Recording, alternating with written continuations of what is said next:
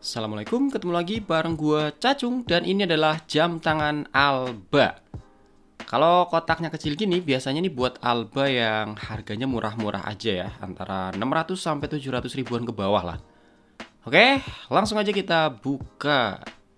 Kayak biasa ya, di sini kita dapat buku garansi dan di dalam sini pasti ada kartu garansinya.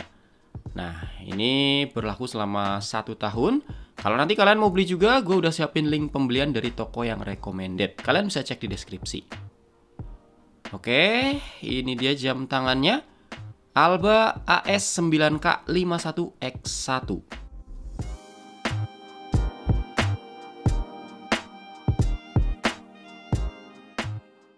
Ya, jam tangan ini cukup menarik buat kita bahas karena selain tampilannya yang mirip Rolex Datejust, ternyata harganya pun masih cukup terjangkau ya, ada di kisaran 500 sampai 600 ribuan.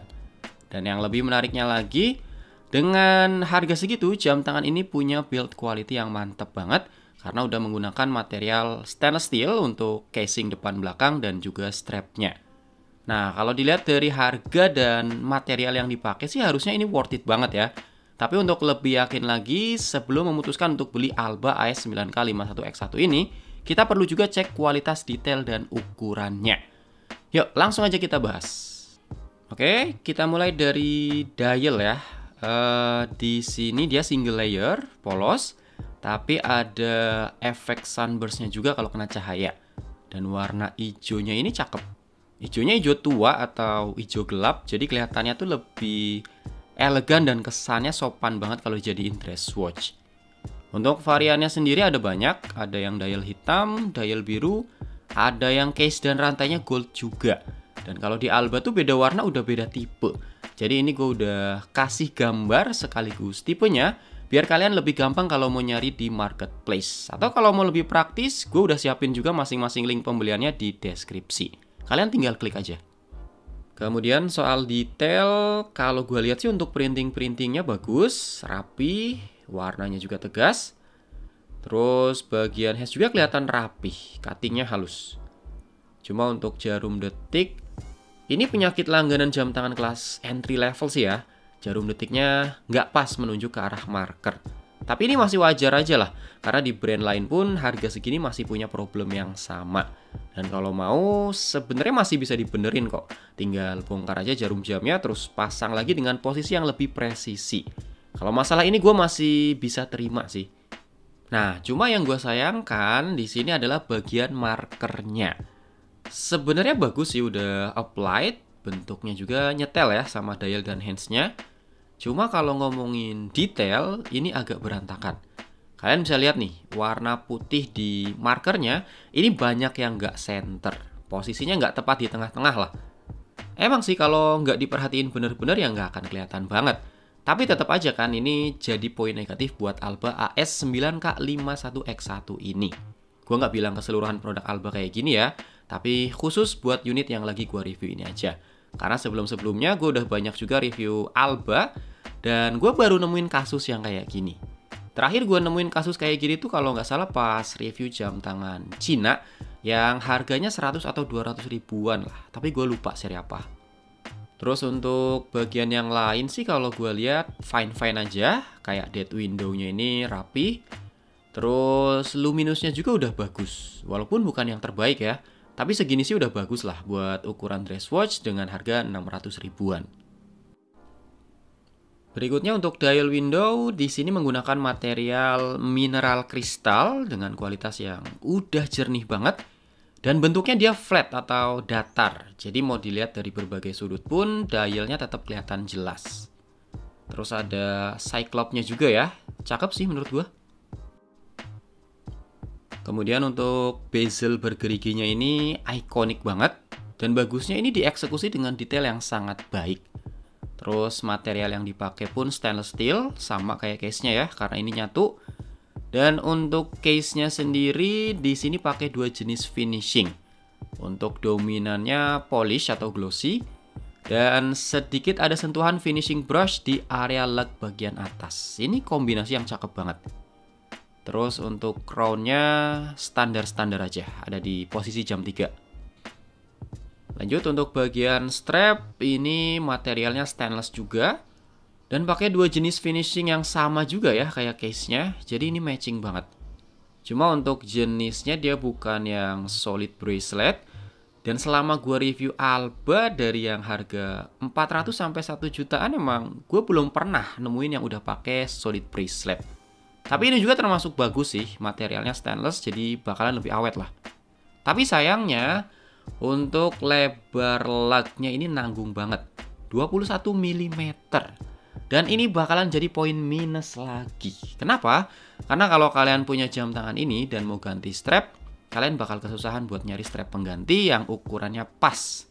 Kalaupun ada, pilihannya terbatas banget lah. Karena strap-strap yang banyak dijual di pasaran tuh biasanya punya ukuran lebar dengan angka genap. Kayak 16 mm, 18, 20, 22, dan seterusnya lah. Jadi ya bukan strap bawaannya ini yang minus ya, tapi lebih ke ukuran lebar lugnya yang nanggung. Dan itu lebih nyebelin. Kalau strap bawaan yang jelek sih kita tinggal ganti aja sama yang lain. Tapi kalau ukuran lugnya yang angel, ya susah. Oke, lanjut ke bagian belakang. Materialnya stainless steel, jenisnya screw down. Di sini ada gambar ombak dan logo Alba. Ada keterangan water resist 5 bar, artinya udah relatif aman buat berenang. Ada keterangan stainless steel dan jenis movementnya di sini tertulis VJ42 strip X289. Yuk, langsung aja kita cek.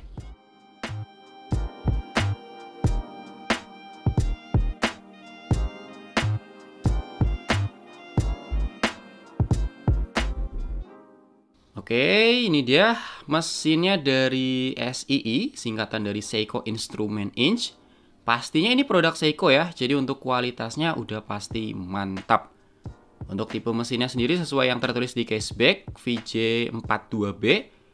Terus untuk baterainya tipe SR621SW. Dan ini dari Seiko-nya langsung. Jadi kalau untuk masalah mesin dan baterai ini udah top banget, terjamin lah. Berikutnya untuk ukuran, jam tangan ini punya lebar diameter 42 mm, tebelnya 9 mm, dan lug-to-lugnya 49 mm. Pastinya ini bukan ukuran yang ideal buat tangan-tangan kecil kayak gua.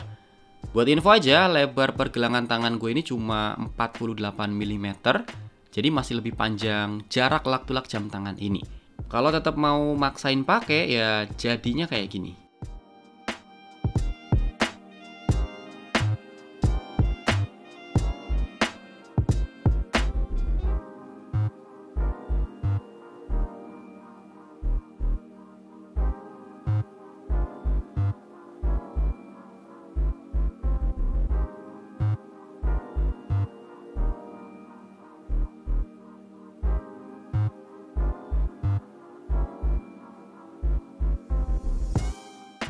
Oke, kesimpulannya nggak semua jam tangan yang berasal dari brand Jepang itu perfect. Jadi kita nggak bisa tutup mata nih kalau mau beli. Contohnya ya Alba AS9K51X1 yang gua review ini. Secara harga dan build quality sih ketemu tuh, masuk.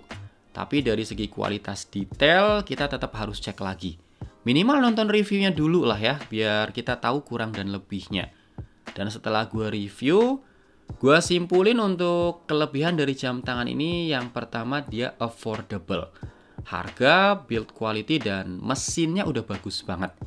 Yang kedua, secara desain nggak bisa dipungkiri ya, ini sangat menarik. Gue sendiri suka sama desain ala-ala Rolex Datejust-nya ini. Sedangkan untuk kekurangannya, tadi untuk jarum detik nggak tepat, marker nggak rapi, dan lebar lugnya nanggung banget. Dan khusus buat gue pribadi, ukurannya ini juga jadi deal breaker banget. Karena sama sekali nggak ideal di tangan gue.